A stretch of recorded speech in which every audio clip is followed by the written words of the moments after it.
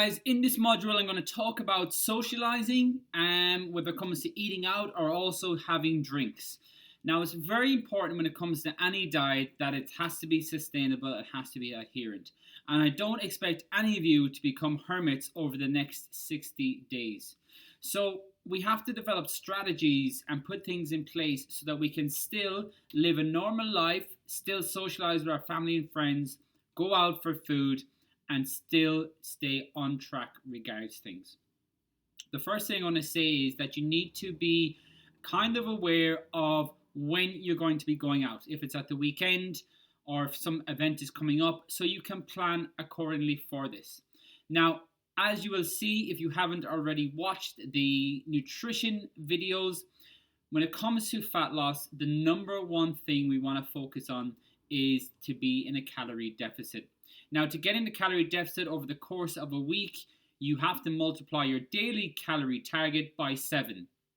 Now, you can eat all of those calories in the course of a couple of days if you wanted to, and then not eat anything for the rest of the week, which is obviously not what you're going to do. But what I mean is that you can basically divide those calories out as you see fit. So, for example, if your calorie target was 2,000 calories per day for 7 days, that would be a calorie target for the week of 14,000. Now, if you know you've got a big event coming up on Saturday, you know you're going to be out, you know you're going to have a couple of drinks, you know there's going to be food that you probably are going to have, well, then what you could do is you can say, right, over the course of midweek for 5 days, I'm going to have 1,700 calories. Therefore, you are saving yourself 300 calories each of those 5 days, which will allow you to have an additional 1,500 calories on the day of your event. So not only are you going to have your 2,000 calories as normal, but you're also going to have your 1,500 extra calories. So your total calories for that day would be 3,500. Then on the Sunday, you'd go back to your 2,000 calories, and over the course of the entire week, you would have still hit your 14,000 calorie limit. That is how you can strategize for something that comes up at the weekend. So play around with your calories if you know you've got something to attend and you know you're going to be overeating or over consuming. Now, what happens if something comes out of the blue and you haven't prepared? Well, there's no need to panic. There's no need to worry. I'm going to share some of my top tips regards alcohol and regards eating out so that you can make sensible choices and not overconsume while you're eating out. So, when it comes to eating out, here are my top tips. The first thing I would say is to make sure that you don't allow the restaurant to cover your food in sauces. Restaurants have their number one goal is to make their food as tasty as possible, and sauces and oils and different things like this will make the food tasty, but it's going to add in hundreds of extra calories that you do not need. So one of the top habits I would suggest is when you go to a restaurant, you ask for the sauce or anything like that to be on the side. So therefore you decide how much sauce you actually have. The second tip I would say is ask or go for foods that are going to be grilled or baked, because again, we want to avoid all of those cooking oils that restaurants are notorious for cooking their food in. Remember, everything's out of your control here. You're allowing someone else to cook your food. So we've got sauces on the side, we've got grilled and baked foods. The next thing we're going to look at is asking for extra vegetables or extra salad on the side. So instead of asking for bread, don't have any of the bread. If there's people with you having the bread, try not to eat any, because again, I'm not saying bread is bad, but it's just additional calories. It's actually not part of your meal. So when it comes to your order, maybe ask for additional veg and additional salad, because again, it's going to be really low in calories and it's going to make you feel fuller and it's going to limit the amount you consume. And with those salad and with those veg, I want you to make sure that you're asking for no sauces or no dressings to be in there, because in some cases, you can go into a restaurant and order a salad and it can actually be a lot more calories than another type of dish. I've seen salads that are over 1,000 calories. So make sure that if there's a dressing, it's put on the side as well. The next tip I would say is to take your time when eating out with friends. Enjoy your meal. Take your time chewing, okay? Because a lot of the time when we eat quickly, we actually don't think that we're full. Even though we've consumed a huge amount of calories in 10 minutes, it hasn't actually filled our body. Okay, our hunger hormones haven't been satisfied. So if you take your time with your food, chew it, enjoy it, spend 20-30 minutes eating your main dish, you're not going to want any additional food and you're going to feel full. Another tip I would suggest, if you can, this may not be possible always, but if you can check out the calorie content of the menu before you actually go, then you have an idea of what you're going to eat. Always a good thing to do is think about what you're going to have. So if you're going to a pizza restaurant, you're thinking going, right, I don't know how I'm going to go for healthy options. Well, the first thing I would say in cases like this, we want to try and go for sensible options as much as possible.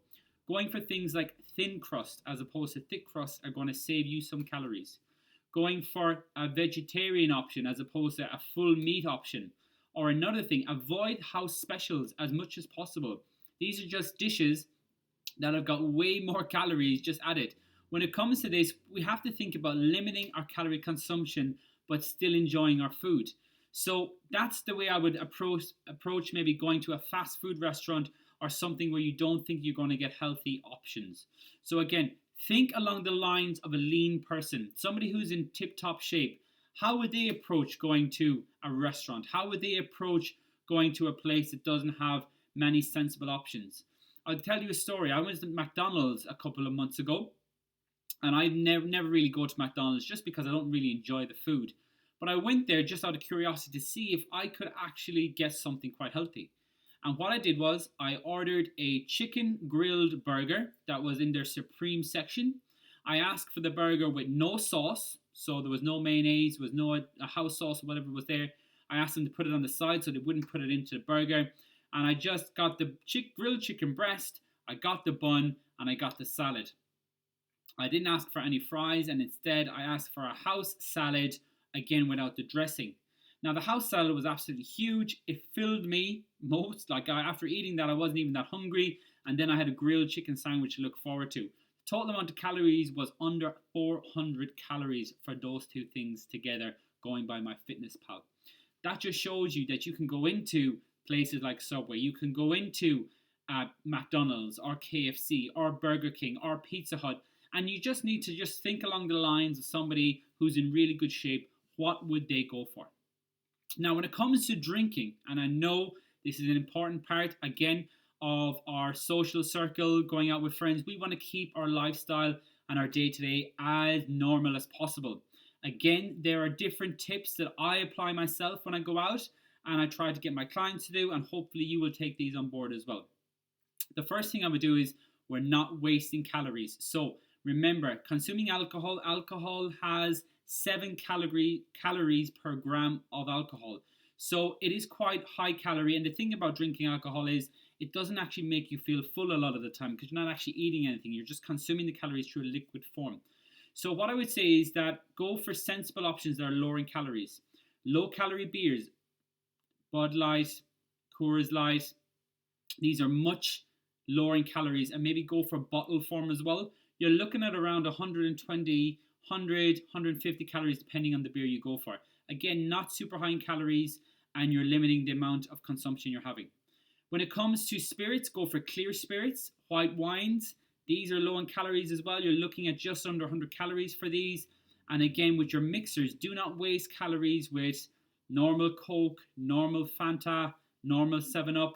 Go for the diet option. They are zero calorie. They're going to taste the exact same. Remember, do not waste your calories. Another top tip when it comes to drinking out is to drink a glass or a bottle of water after every drink or after every 2 drinks. Remember, when it comes to hangovers, and I spoke about this before in the hydration module, you need to make sure that you're hydrated, because a hangover is basically your body being dehydrated. So by hydrating throughout the night, you're going to see the benefit of it tomorrow, which is going to be really, really important. Because at the end of the day, it is not the amount of calories consumed from alcohol that puts people off their diet. It's actually the way they feel after consuming alcohol the day after. It's how they react the day after by ordering fast food, by over consuming in rubbish foods that are high in calories and they don't feel like training, their mood is down, their energy is down, and things like this. So if we can feel as good as possible the following day, our choices are going to be better, and so on.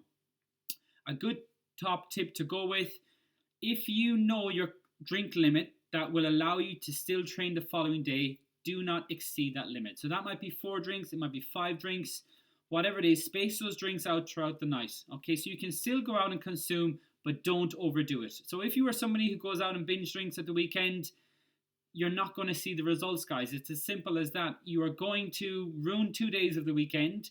Your training is going to be poor the week after. Your nutrition is probably going to be poor, and it's just going to have a knock-on effect. So if you are somebody who socializes quite a lot, I want you to rethink about your habits.